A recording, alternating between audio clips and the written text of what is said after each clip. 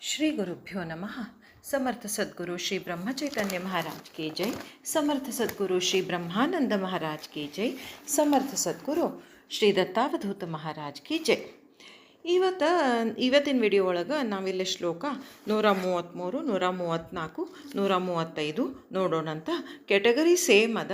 ಹೇ ಮನಸ್ಸೇ ಸಂತರ ಸಹವಾಸ ಮಾಡು. ಈಗ ನೋಡೋಣ ಶ್ಲೋಕ 133. ಹರಿಭಕ್ತ ವಿರಕ್ತ ವಿಜ್ಞಾನ ರಾಶಿ ಜಣೆ ಮಾನಸಿ ಸ್ಥಾಪಿಲೆ ನಿಶ್ಚಯಾಸಿ ತಯಾ ದರ್ಶನೆ ಸ್ಪರ್ಶನೆ ಪುಣ್ಯ ಜೋಡೆ ತಯಾ ಭಾಷಣೆ ನಷ್ಟ ಸಂದೇಹ ಮೂಡೆ. ಭಾವಾರ್ಥ: ಭಗವಂತನನ್ನು ಉತ್ಕಟ ಪ್ರೇಮ ಮಾಡುವವನು, ವೈರಾಗ್ಯ ಸಂಪನ್ನನಾಗಿದ್ದು ಭಗವಂತನ ಬಹಳಷ್ಟು ಅನುಭವ ಪಡೆದವನು ಹಾಗೂ ಸ್ವಸ್ವರೂಪದಲ್ಲಿ ಆರೂಢನಾದವನು ಇಂಥ ಮನುಷ್ಯನ ದರ್ಶನ ತೆಗೆದುಕೊಂಡರೆ ಹಾಗೂ ಅವನ ಸ್ಪರ್ಶವಾದರೆ ನಮ್ಮ ಪುಣ್ಯವು ಹೆಚ್ಚಾಗುತ್ತದೆ. ಅವನ ಮಾತಿನಿಂದ ನಮ್ಮ ದುಷ್ಟ ಸಂಶಯಗಳು ನಾಶವಾಗುತ್ತವೆ. ಇಲ್ಲೇ ಸಂತರ ವರ್ಣನೆ ಮಾಡ್ಲಿಕ್ಕತ್ತಾರ ಗುರುಗಳು. ಸಂತ ಸಂಘದ ಮಹತ್ವ ಹೇಳ್ಕೋತ ಹೊಂಟಾರ. ಏನಂದ್ರೆ ಸಂತರ ಸಹವಾಸದೊಳಗೆ ನಾಯಿ ಬಿದ್ದಂಗೆ ಬಿದ್ದಿದ್ರೂ ಸಾಕು, ಆ ಮನುಷ್ಯ ಉದ್ಧಾರ ಆಗಿ ಹೋಗ್ಬಿಡ್ತಾನೆ ಅಂತಾರೆ. ಆದ್ರೆ ಆ ಸಂತರನ್ನ ಗುರ್ತಿಸೋದು ಭಾಳ ಕಠಿಣ. ಗುರ್ತಿಸಿದ್ರು ಅವ್ರ ಮೇಲೆ ಶ್ರದ್ಧಾ ಉಂಟಾಗೋದು ಕಠಿಣ.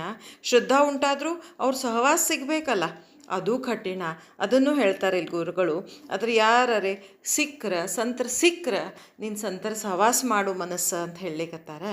ಈಗ ಅದು ವರ್ಣನೆ ಅಂದ್ರೆ ಸಂತರು ಹೆಂಗಿರ್ತಾರಂತ ಹೇಳ್ತಾರಂದ್ರೆ ಇಲ್ಲಿ ಗುರುಗಳು, ಹರಿಭಕ್ತಿ ಇರ್ತಾರ, ವೈರಾಗ್ಯ ಇರ್ತದೆ, ಜ್ಞಾನ ಇರ್ತದೆ. ಆಮೇಲೆ ಭಾಳ ಇಂಪಾರ್ಟೆಂಟ್ ಅಂದ್ರೆ ಅವರು ಮನಸ್ಸೊಳಗೆ ಹರಿಯನ್ನು ದೃಢವಾಗಿ ಸ್ಥಾಪಿಸಿಬಿಟ್ಟಿರ್ತಾರೆ. ಅಲ್ಲೇ ನಾನು ಇರುವುದೇ ಇಲ್ಲ. ಕನಕದಾಸರು ಹೇಳ್ತಾರಲ್ಲ, ನಾನು ಅನ್ನೋದು ಹೋದ್ರೆ ಹೋಗಬಹುದು ಅಂತ ಹೇಳಿ, ಹಂಗೆ ಅಲ್ಲಿ ನಾನು ಅನ್ನೋದು ಹೋಗ್ಬಿಟ್ಟಿರ್ತದೆ. ನಾನು ಈ ದೇಹ ಅಥವಾ ನಾನು ಸೂಕ್ಷ್ಮ ದೇಹ ಎಲ್ಲ ಹೋಗಿ ಅವರು ಇನ್ಫನೈಟ್ ಏನು ಒಂದು ಕಾನ್ಷಿಯಸ್ನೆಸ್ ಇರ್ತದಲ್ಲ, ನಮ್ಮ ಆತ್ಮಭಾವ ಅಂತ ನಾವು ಹೇಳ್ತೀವಲ್ಲ, ಅದರೊಳಗೆ ನಿಂತು ಬಿಟ್ಟಿರ್ತಾರೆ. ಆಮೇಲೆ ದೃಢ ಸಂಕಲ್ಪದಿಂದ ಭಕ್ತಿ ಒಳಗೆ ಇಷ್ಟು ಗಟ್ಟಿ ಹಿಡಿದು ಬಿಟ್ಟಿರ್ತಾರಲ್ಲ ಅವ್ರು ಹರಿಯನ್ನು ತಮ್ಮ ಹೃದಯದೊಳಗೆ. ನಮ್ಮದು ಸಾಮಾನ್ಯ ಮನುಷ್ಯರದು ನಮ್ದು ಹೆಂಗಿರ್ತದ, ಭಗವಂತನ ಭಕ್ತಿ ಒಂದೊಂದು ದಿವಸ ಏನು ವಿಪರೀತ ಬಂದ್ಬಿಟ್ಟಿರ್ತದೆ. ಇಂಟೆನ್ಸಿಟಿ ಫುಲ್ ಹೈ ಆಗಿಬಿಟ್ಟಿರ್ತದೆ. ಏನು ಭಗವಂತನ ಮಾತು, ಏನು ಗುಣಗಾನ, ಏನು ಭಜನೆ, ಏನು ಹಾಡು. ಒಂದು ದಿವಸ ಏನಾರೆ ಸ್ವಲ್ಪ ಇರಿವು ಕಡೀಲಿ, ಅಯ್ಯೋ ಎಲ್ಲಿದ್ದಾನೆ ಭಗವಂತ ಇದ್ದಿದ್ರೆ ನಮಗೆ ಯಾಕೆ ಹಿಂಗಾಗ್ತಿದ್ದು, ಅವರಿದ್ದು ನಮಗೆ ಹಿಂಗೆ ಕಷ್ಟ ಕೊಡ್ತಾನೆ, ಭಗವಂತನ ಎಲ್ಲ ಕಷ್ಟ ಕೊಡ್ತಾನೆ, ಭಗವಂತನ ಬೈಯೋದೇನೋ, ಭಗವಂತಗೆ ಅನ್ನೋದೇನೋ, ಅಯ್ಯೋ ಹೊಡ್ಕೊಳ್ಳೋದೇನೋ ಎಲ್ಲ ಮಾಡಿಬಿಡ್ತೀವಿ. ಸಂತರ ಹಂಗಲ್ಲ. ಅವ್ರು ಒಂದು ದೃಢ ನಿಶ್ಚಯದಿಂದ ಭಗವಂತನ ಗಟ್ಟಿಯಾಗಿ ತಮ್ಮ ಹೃದಯದೊಳಗೆ ಹಿಡಿದ ಮೇಲೆ ಬೇರೆ ಮಾತಾ ಇಲ್ಲ ಅವ್ರದ್ದು. ಅದಕ್ಕೆ DVG ನಮಗೆ ನಮ್ಮಂಥ ಸಾಮಾನ್ಯ ಮನುಷ್ಯರಿಗೆ ಹೇಳ್ತಾರೆ, ನಂಬಿದನು ಪ್ರಹ್ಲಾದ, ನಂಬದಿರ್ದನು ಹಿರಣ್ಯಕಶಿಪು. ಕಂಬದಿಂದಲೋ ಬಿಂಬದಿಂದಲೋ ಇಬ್ಬರು ಉದ್ಧಾರ ಆಯ್ತಂತ. ನಂಬಿಯು ನಂಬದಿಯ ಸಿಂಬಳದ ನೊಣ ನೀನು ಮಂಕುತಿಮ್ಮ. ಪ್ರಹ್ಲಾದ ಗಟ್ಟಿಯಾಗಿ ನಂಬಿಬಿಟ್ಟಿದ್ದ, ಹಿರಣ್ಯಕಶ್ಮ ನಂಬಲೇ ಇಲ್ಲ. ನಾವೆಂಗ ಒಮ್ಮೆ ನಂಬ್ತೀವಿ, ಒಮ್ಮೆ ಬಿಡ್ತೀವಿ. ಒಂದು ಕಂಬದಿಂದ ಪ್ರಹ್ಲಾದನ ಉದ್ಧಾರ ಆತಂತ, ಬಿಂಬದಿಂದ ಹಿರಣ್ಯಕಶಿಪುನ ಉದ್ಧಾರ ಆತಂತ. ನರಸಿಂಹ ರೂಪಿಯಾಗಿ ಬಂದು ಅವನು ಸಂಹಾರ ಮಾಡಿದ್ದಕ್ಕೆ ಅವನದು ಉದ್ಧಾರ ಆತು. ಆದ್ರೆ ಸಿಂಬಳದ ನೊಣ ನೀನು ಮಂಕುತಿಮ್ಮ, ಹಾರ್ಲಿಕ್ಕಾಗವಲ್ತು, ಅದರೊಳಗೆ ಬಿದ್ದು ಸಾಯ್ಲಿಕ್ಕಾಗವಲ್ತು, ಹಂಗಿದ್ದೀಯಲ್ಲೋ ಮನುಷ್ಯ ಅಂತ ಹೇಳ್ತಾರೆ.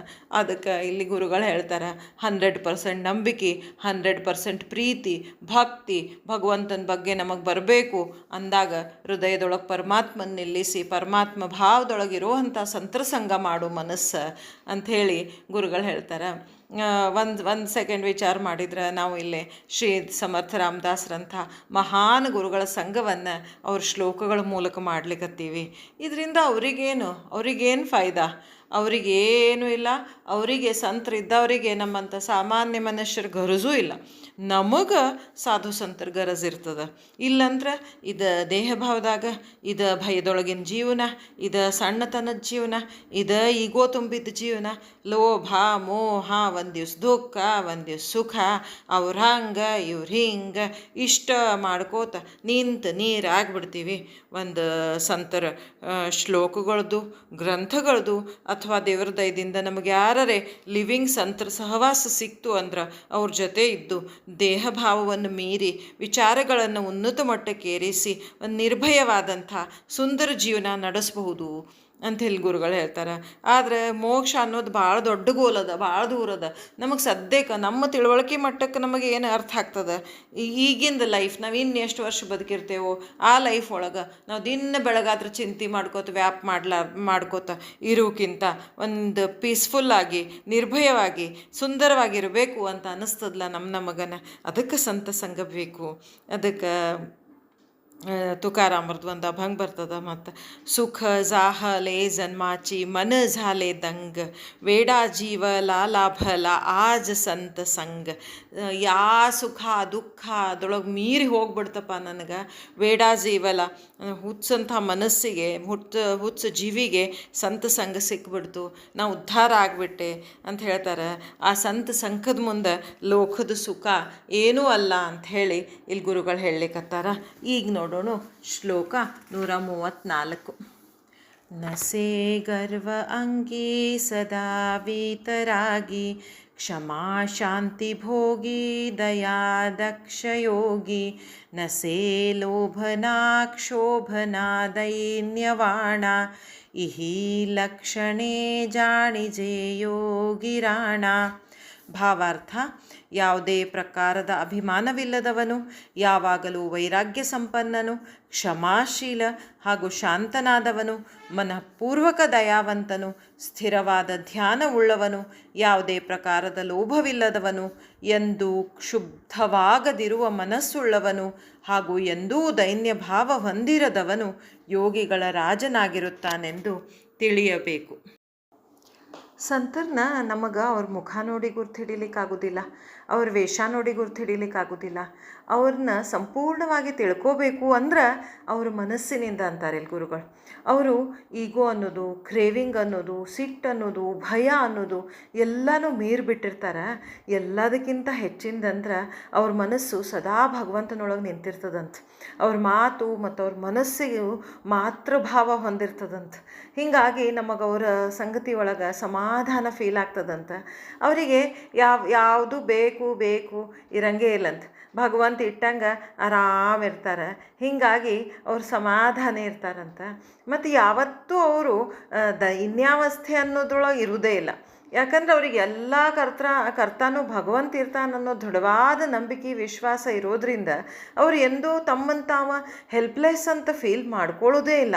ಆಮೇಲೆ ಇನ್ನೊಂದು ಭಾಳ ಇಂಪಾರ್ಟೆಂಟ್ ಅಂದ್ರೆ ಅವ್ರ ಒಳಗಿಂದ ಆನಂದ ಅಂತೂ ಎಂಥದೇ ಪರಿಸ್ಥಿತಿ ಬಂದರು, ದೇಹದ ಏನೋ ಅವಸ್ಥೆ ಬಂದರು, ಫೈನಾನ್ಷಿಯಲ್ ಏನೋ ಅವಸ್ಥೆ ಬಂದರು, ಯಾವುದೇ ಏನೋ ಅವಸ್ಥೆ ಬಂದ್ರೂ ಅವ್ರ ಒಳಗೆ ಒಂದು ಏನೋ ಆನಂದ ಭಾವದೊಳಗೆ ಆತ್ಮಭಾವದೊಳಗೆ ನಿಂತು ಬಿಟ್ಟಿರ್ತಾರಲ್ಲ, ಅದು ಭಂಗ ಆಗೋದೇ ಇಲ್ಲ ಅಂತ ಹೇಳ್ತಾರೆ ಗುರುಗಳು. ಇಲ್ಲೇ ಒಂದು ವಿಜಯದಾಸದ ಒಂದು ಸಣ್ಣದ ಪದ ಬರ್ತದೆ, ಚಂದ ಭಾಳ ಅದ ಅದು. ಆನಂದ ಆನಂದ ಆನಂದ ಆನಂದ ಮತ್ತೆ ಪರಮಾನಂದ ಆನಂದ ಆನಂದ. ಮೊದಲು ಕ್ಷಕಾರಾಂತ ಈ ಮಹಾವರ್ಣಗಳೆಲ್ಲ, ಮೊದಲು ಕ್ಷಕಾರಾಂತ ಈ ಮಹಾವರ್ಣಗಳೆಲ್ಲ ಸ್ವಾಮಿಯಾದ ವಿಷ್ಣುವಿನ ನಾಮವೆಂದು ತಿಳಿದವಗೆ ಆನಂದ ಆನಂದ ಆನಂದ ಆನಂದ ಮತ್ತೆ ಪರಮಾನಂದ ಆನಂದ ಆನಂದ. ಮಧ್ವಶಾಸ್ತ್ರ ಪ್ರವಚನ ಮುದ್ದು ಕೃಷ್ಣನ ದರುಶನ, ಮಧ್ವಶಾಸ್ತ್ರ ಪ್ರವಚನ ಮುದ್ದು ಕೃಷ್ಣನ ದರುಶನ. ಶುದ್ಧ ವಿಜಯ ವಿಠ್ಠಲನ್ನ ಪೊಂದಿಕೊಂಡಾಡುವವಗೆ ಆನಂದ ಆನಂದ ಆನಂದ ಆನಂದ ಮತ್ತೆ ಪರಮಾನಂದ ಆನಂದ ಆನಂದ. ಇಲ್ಲೇ ವಿಜಯದಾಸರು ಆ ಆನಂದದೊಳಗಿದ್ದು ಅದನ್ನು ನಮಗೆ ಹೇಳಲಿಕ್ಕತ್ತಾರ. ಇಂಥ ಆನಂದ ಪಡೀರಿ, ಸಂತರ ಸಹವಾಸದಾಗಿರ್ರಿ ಅಂತ ಹೇಳಿ ಇಲ್ಲಿ ಸಮರ್ಥ ಗುರುಗಳು ಹೇಳಲಿಕ್ಕತ್ತಾರ. ಈಗ ನೋಡೋಣ ಶ್ಲೋಕ 135. धरीरे मना संगति सज्जनाची, जने वृत्ती हे पालटे दुर्जनाची, बळे भाव सद्बुद्धी सन्मार्ग लागे, महाक्रूर तो काल विक्राल भंगे. ಭಾವಾರ್ಥ: ಹೇ ಮನಸ್ಸೆ, ನೀನು ಸಂತರ ಸಹವಾಸ ಮಾಡು. ಸಂತರ ಸಹವಾಸದಿಂದ ದುರ್ಜನರ ಮನೋವೃತ್ತಿಯು ಬದಲಾಗಿ ಹೋಗುತ್ತದೆ. ಮನೋವೃತ್ತಿಯು ಬದಲಾಯಿತೆಂದರೆ ಅವನ ಮನಸ್ಸಿನಲ್ಲಿ ಬೇಡವೆಂದರೂ ಭಗವಂತನ ವಿಷಯದಲ್ಲಿ ಆಸ್ತಿಕ್ಯ ಬುದ್ಧಿಯು ನಿರ್ಮಾಣವಾಗುತ್ತದೆ. ಅವನ ಬುದ್ಧಿಯು ಶುದ್ಧವಾಗುತ್ತದೆ ಹಾಗೂ ಅವನು ಸನ್ಮಾರ್ಗಗಾಮಿಯಾಗುತ್ತಾನೆ. ಹೀಗೆ ಆದ ಮೇಲೆ ಅವನಿಗೆ ಮಹಾಭಯಂಕರ ಹಾಗೂ ಮಹಾಕ್ರೂರನಾದ ಕಾಲನ ಭಯವು ಉಳಿಯುವುದಿಲ್ಲ. ಸಂತ ಸಂಘ ಅನ್ನೋದು ಸ್ಪಿರಿಚುವಲ್ ಮಾರ್ಗಕ್ಕೆ, ಭಕ್ತಿ ಮಾರ್ಗಕ್ಕೆ ಆಕ್ಸಿಜನ್ ಇದ್ದಂಗೆ ಅಂತ ಹೇಳ್ತಾರೆ ಇಲ್ಲಿ ಗುರುಗಳು. ನಮ್ಮ ಲೋವರ್ ಲೆವೆಲ್ ಟೆಂಡೆನ್ಸೀಸ್ದಿಂದ ಬರುವಂಥ ವಿಚಾರಗಳೇನವಲ್ಲ, ಅಂದರೆ ನಮ್ಮ ಕೆಳಮಟ್ಟದ ಮನಸ್ಸಿನ ಅವಸ್ಥೆ ಒಳಗಿರುವಂಥ ವಾಸನೆಗಳು ಎಲ್ಲ ಚೇಂಜ್ ಆಗಿಬಿಡ್ತಾವ ಅಂತ ಹೇಳ್ತಾರೆ ಗುರುಗಳು.